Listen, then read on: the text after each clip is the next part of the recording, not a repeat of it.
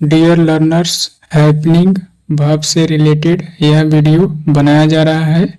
It is very useful for English learners. Watch the video till the end. So let's get started.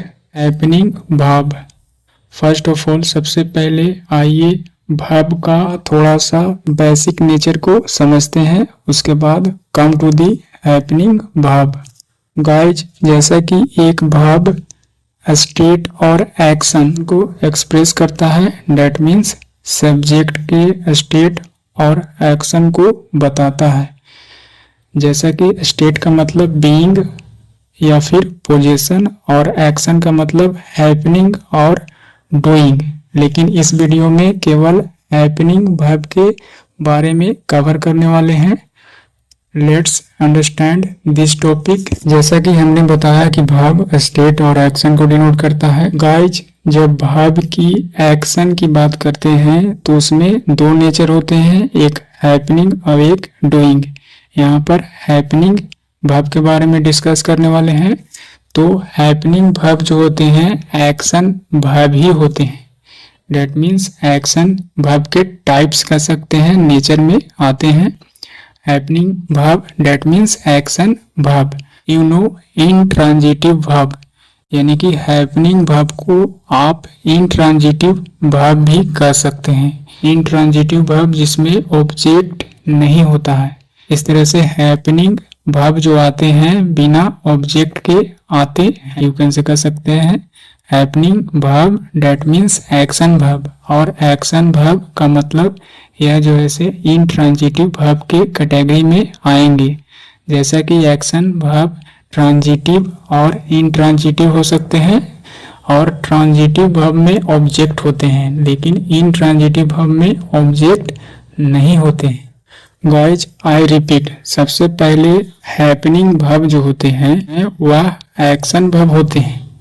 और happening verb जब subject sentence में जब इस्तेमाल किया जाता है तो उसके जो सब्जेक्ट होते हैं वह नॉन डूअर होते हैं, यानी कि वह कार्य नहीं कर रहा होता है बल्कि उस पर कार्य होता है। ऐसा कहने का मतलब है, यानी कि सेंटेंस में जो सब्जेक्ट होते हैं नॉन डूअर होते हैं, कार्य नहीं करने वाले होते हैं। साथ ही साथ एक्शन परफॉर्म होता है, लेकिन वह सब्जेक्ट पर होता है। सब्जेक्ट खुद उस एक्शन को नहीं करता है, ऐसा यहाँ पर कहने का मतलब है। डेट मीन्स सब्जेक्ट उस एक्शन को नहीं करता है बल्कि उस पर ही एक्शन होता है। आइए इसे एग्जाम्पल से समझते हैं। You can see the first sentence, it rained, that means वर्षा हुई। यहाँ पर वर्षा होने का जो एक्शन है सब्जेक्ट पर ही घटित हुई, यानी कि खुद ब खुद यह जो है से एक्शन हुई। ही फेल डाउन, यहाँ पर देख सकते हैं कि ही जो है एक्शन को परफॉर्म नहीं किया, यानी कि एक्शन उसी पर घटित हुआ। फॉल का मतलब होता है गिरना, और उसका second form fail, that means वह गिर गया। डाउन यानी कि नीचे, यहाँ पर डाउन जो है एडवर्ब के रूप में इस्तेमाल किया गया है, यानी कि वह नीचे गिरा, यानी कि नीचे गिर गया। इस तरह से आप कह सकते हैं कि उसे गिराया नहीं गया बल्कि वह खुद एक्शन उस पर घटित हुआ, यानी कि वह गिर गया, वह खुद गिरा।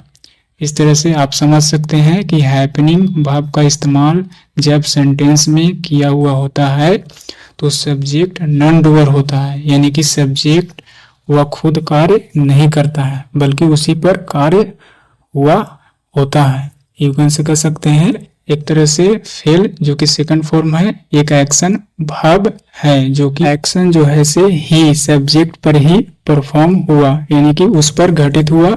द चेयर ब्रोक, यानी कि कुर्सी टूटी। कुर्सी जो है खुद ब खुद टूटी, डेट मीन्स किसी के द्वारा तोड़ी नहीं गई, खुद ब खुद जो है से टूट गई, ऐसा यहाँ पर कहने का मतलब है। इस तरह से ब्रोक ब्रेक का सेकंड फॉर्म है। Next example, next, she died yesterday, वह मर गई।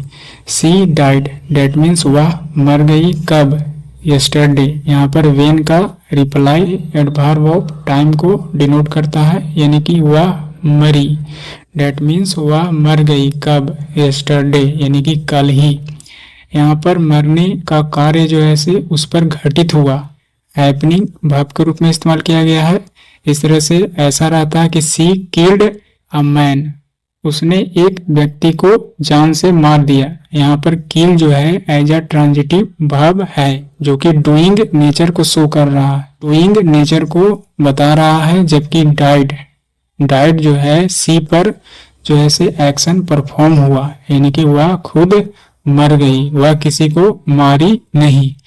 इस तरह से कह सकते हैं कि यह जो है से हैपनिंग नेचर को डिनोट करता है। Next example the car stopped, यानी कि कार जो है से रुक गया। The car stopped you can say कह सकते हैं द कार स्टॉप्ड सडनली, यानी कि कार अचानक से रुका, यानी कि कार खुद ब खुद रुका। इसलिए स्टॉप यहाँ पर हैपनिंग नेचर को डिनोट करता है। आप अन्य एग्जाम्पल को ले सकते हैं कि वह 5 बजे उठता है। ही गेट्स अप 5 o'clock, यानी कि वह खुद ब खुद उठा, उसे उठाया नहीं गया।